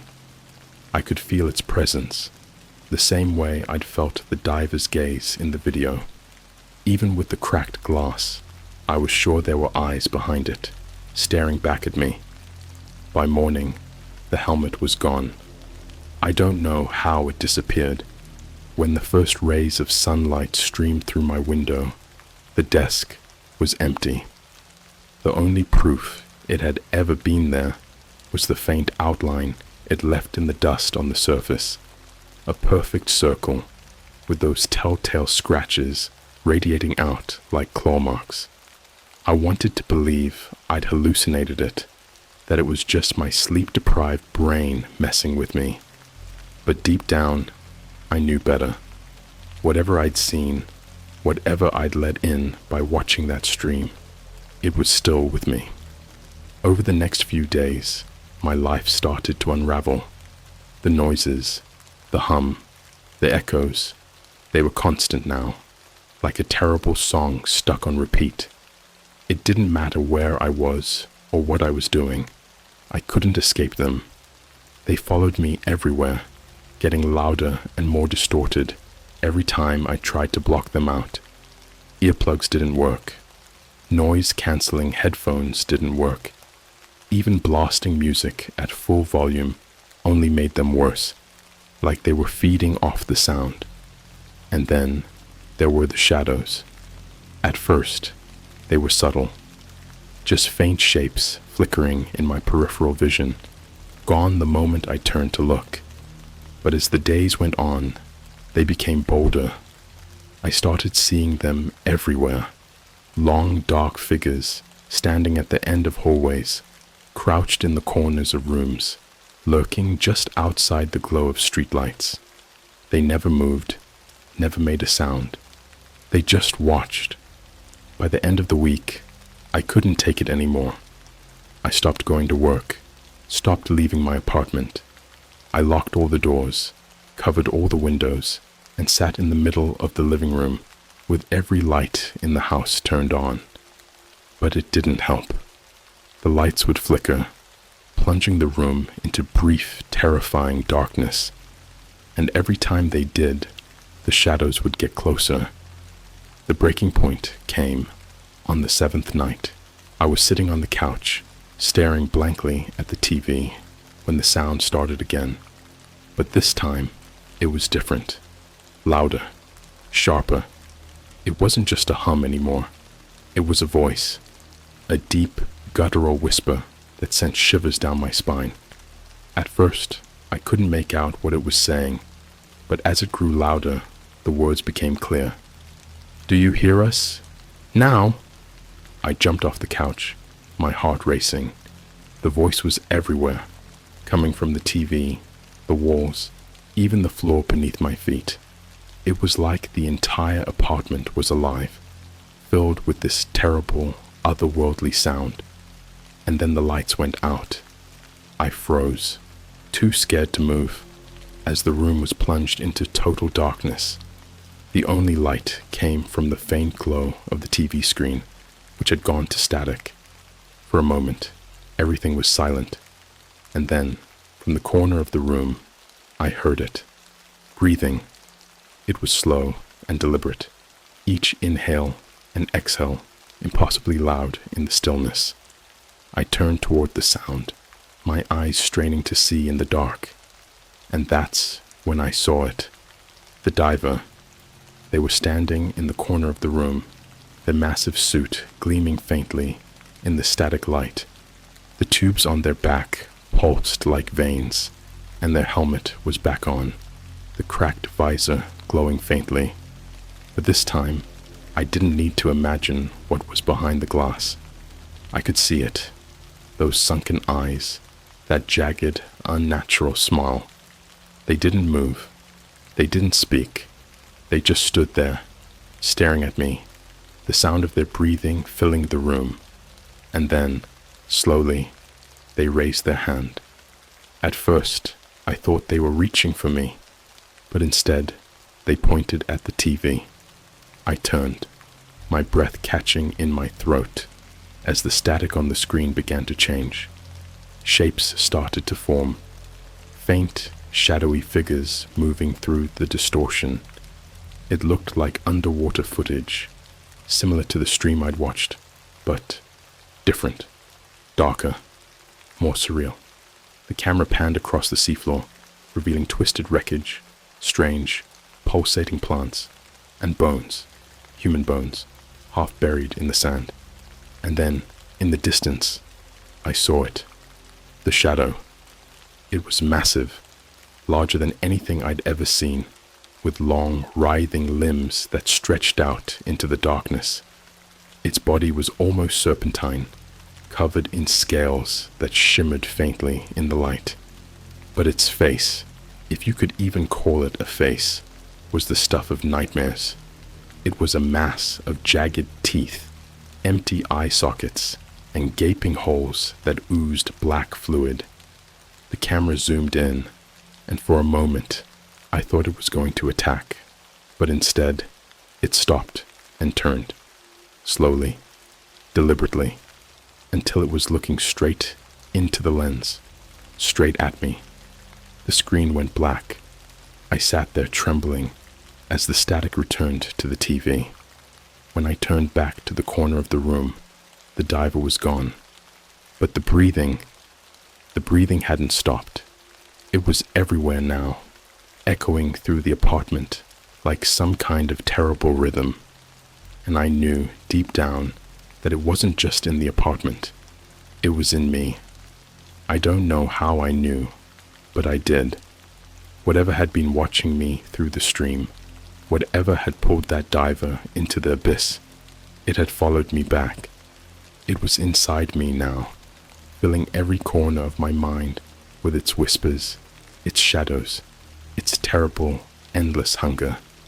I don't think I can fight it anymore. I don't think I want to. As I write this, I can feel it growing stronger. The hum in my head is louder now, almost deafening, and the shadows are no longer confined to the edges of my vision. They're everywhere, surrounding me, waiting for me to let them in completely. I don't know what will happen when I do, but I think I'm ready to find out. It's hard to explain how it feels when your mind starts unraveling. It doesn't happen all at once. It's not like a switch flips and suddenly you're insane. No, it's slower than that, quieter. It's the little things, forgetting what day it is, catching yourself staring at a blank wall for hours, hearing sounds that shouldn't exist. You tell yourself it's stress, exhaustion, anything to keep the truth at bay. But eventually, you can't ignore it anymore. The truth? I was already too far gone. The shadows weren't just flickering in the corners of my vision anymore. They were everywhere. In my reflection, in the gaps between my furniture, in the spaces where the light didn't quite reach. They didn't hide anymore. They wanted me to see them. And the noise, the hum, the whispers, the breathing was constant now. It wasn't just in my ears or my head. It was in my bones, vibrating through every inch of me like a low, constant pressure. The worst part, I didn't care anymore. I stopped eating, stopped sleeping, stopped fighting. The longer I sat alone in my apartment, the more I realized that I wasn't alone at all. They were there with me. It was there with me, waiting patiently, like a predator circling its prey. I could feel it growing stronger every day, feeding off my fear, my confusion, my despair. And the more I gave in, the more it became clear that this wasn't just about me. It never had been. 2 nights ago, I finally hit the breaking point. I was sitting on the floor of my living room, staring blankly at the static on the TV when the lights went out. It wasn't a flicker this time. It was total, suffocating darkness. I didn't panic. I didn't even move. I just sat there, listening to the sound of my own breathing, waiting for whatever was about to happen. And then the static stopped. The screen went black for a moment, and I thought maybe the power had gone out completely. But then a new image appeared. It was the seafloor. The camera was moving, drifting slowly through the water, just like it had during the stream. At first, it was quiet, almost peaceful. The sand was smooth, untouched, as if no human had ever been there before. But as the camera moved deeper, the landscape began to change. The smooth sand gave way to jagged rocks and twisted metal, wreckage from ships and subs that had been swallowed by the deep. And scattered among the wreckage were bones, human bones. I didn't realize I was crying until I tasted the salt on my lips. The sight of those bones, broken and scattered like trash, triggered something deep inside me, some primal instinct that screamed at me to run, to do something, but I couldn't move.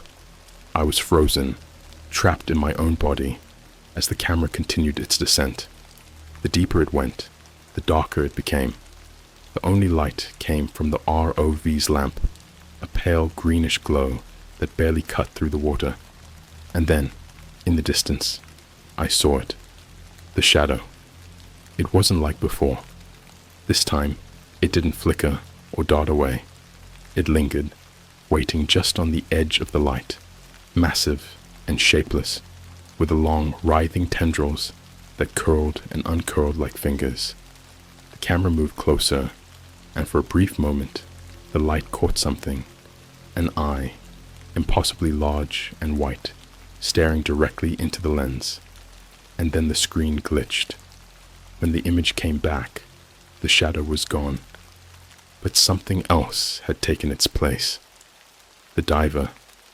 They were standing perfectly still, just like before, their helmet cracked, their tubes pulsing faintly. But this time, they weren't alone. There were others. At least a dozen divers surrounded them, their suits in varying states of decay. Some were so rusted and broken they barely looked human anymore, their helmets hanging at odd angles, their arms twisted and limp. But they were all standing upright, facing the camera, watching, and then, in perfect unison, they raised their arms and pointed, not at the camera, at me. The screen went black again, but the hum didn't stop. It grew louder, vibrating through the walls, the floor, my skull. I clutched my head, trying to block it out, but it was no use. The sound was inside me now, ripping through my thoughts like a tidal wave. And then, through the noise, I heard the voice again. "You are chosen."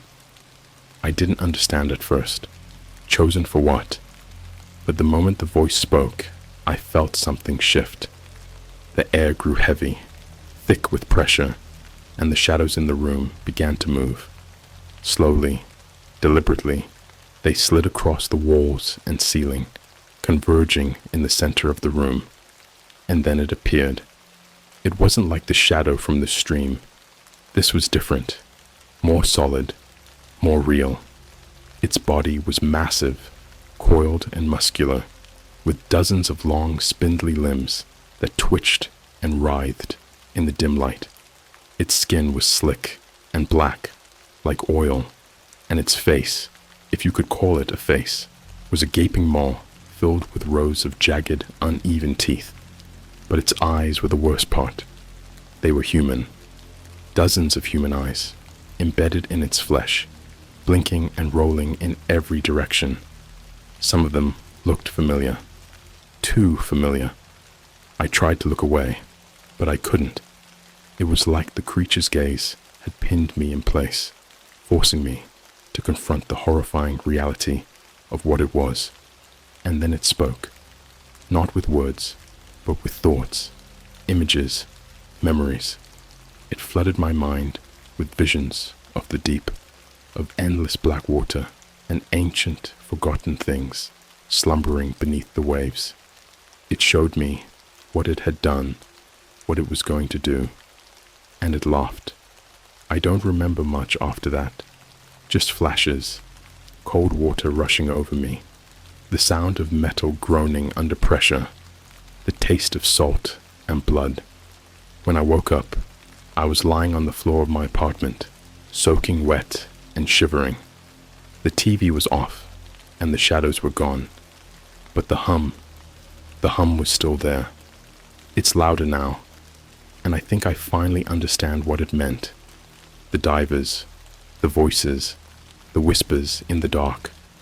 They weren't warnings. They were invitations. I don't know how much time I have left.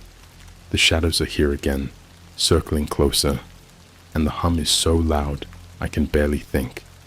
But I'm not afraid anymore, because I know where I'm going. I'm going home.